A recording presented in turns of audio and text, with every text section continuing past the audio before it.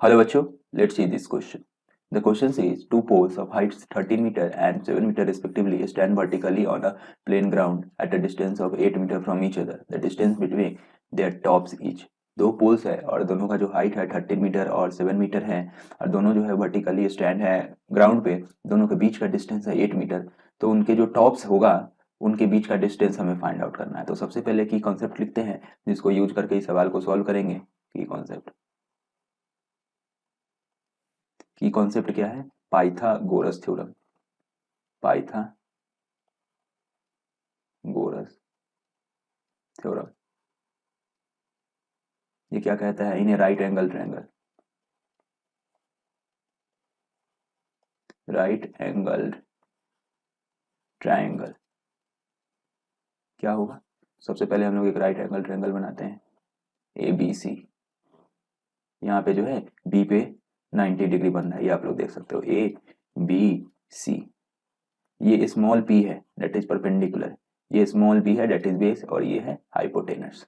तो इस केस में जो होता है हाइपोटेनस स्क्वायर जो होता है वो perpendicular square plus base square होता है।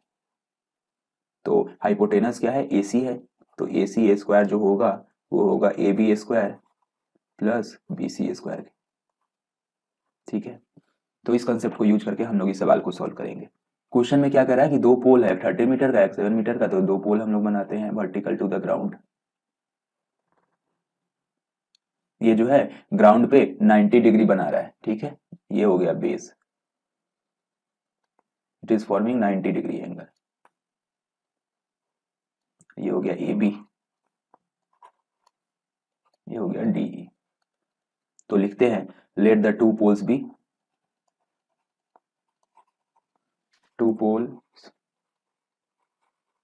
B A B and D, A B and D,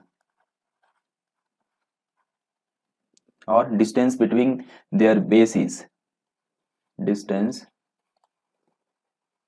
between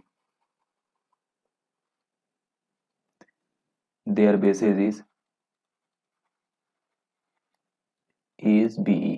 दोनों के बीच का डिस्टेंस कितना हो गया? डिस्टेंस हो गया बीई।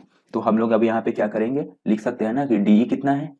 डीई है यहाँ पे है 7 मीटर, डीई था 7 मीटर, ये गिवन ही है। ए बी था 13 मीटर, ए बी है 13 मीटर। बीई कितना है? बीई है 8 मीटर, ये भी क्वेश्चन में गिवन है। अब हम लोग यहाँ से क्या करेंगे? एक लाइन ड्रॉ करेंगे डी से पैरेलल टू बीई जो कि ए बी को सी पे मीट करेगा। तो हम लोग यहाँ पे लिखते हैं draw a line parallel to be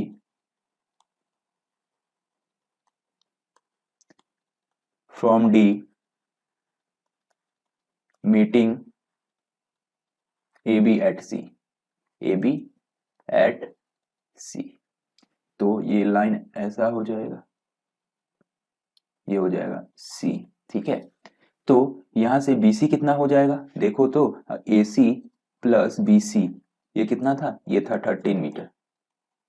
और DE और BC इक्वल होगा, DE इक्वल टू BC। क्यों? क्योंकि डिस्टेंस बिटवीन पैरेलल लाइन जो होता है वो ऑलवेज इक्वल होता है, और BE और DC जो है वो पैरेलल है, इसीलिए DE is equal to BC होगा। ठीक है, और यहाँ से DE कितना है? DE है 7 मीटर। तो यहाँ पे हम लोग लिख सकते हैं AC plus 7 is equal to 13 metre.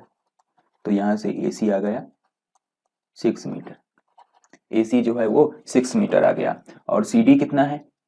BE और DC भी इक्वल है, BE is equal to DC।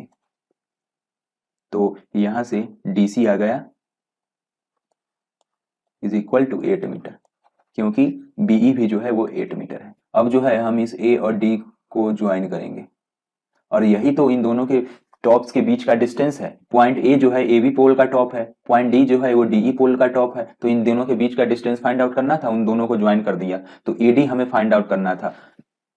तो हम लोग लिख सकते हैं in triangle ACD, in triangle ACD लिख सकते हैं AD square is equal to AC square plus CD square, AC square plus CD square. ऐसा क्यों लिख सकते हैं? क्योंकि ये एक राइट एंगल ट्रायंगल है। ठीक है, यहाँ पे ये 90 डिग्री बन रहा है। 90 डिग्री क्यों बन रहा है? क्योंकि पोल जो है वो ग्राउंड के वर्टिकल है, इसीलिए यहाँ पे 90 डिग्री बन रहा है। तो हम लोग लिख सकते हैं AD² equal to AC² plus CD²। और AC कितना है? AC जो है यहाँ से देख सकते हो 6 मीटर है, तो यहाँ पे लिखेंगे 6 का स्क्वायर। CD कितना है?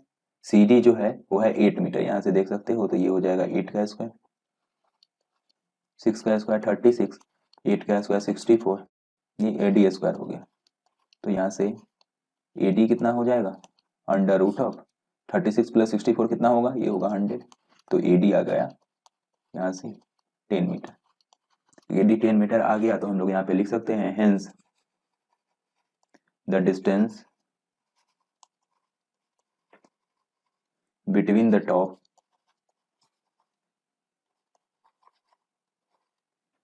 To the two poles